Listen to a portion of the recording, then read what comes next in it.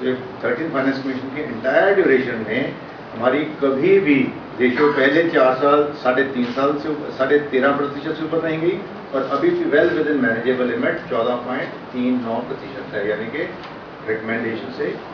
नीचे, so which shows the liquidity position of the state and good governance. ये जो आपने पहले जो आज कमीशन आया था, इसमें जो आपके पैरामीटर्स आपने पूछे, आपने उसको चेंज करना है, हमें टैक्स मिलता कितना है, टैक्स हमारा कितना जाता है, उसका कितना 32.5 मिलता है, वो कितना मिल रहा है इन टर्म्स में,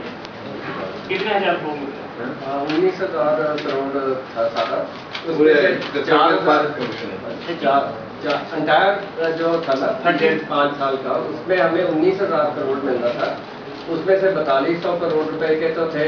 ग्रांट इन एड और बाकी जो 15,000 करोड़ के करीब है वो डेमोलिशन ऑफ टैक्सेस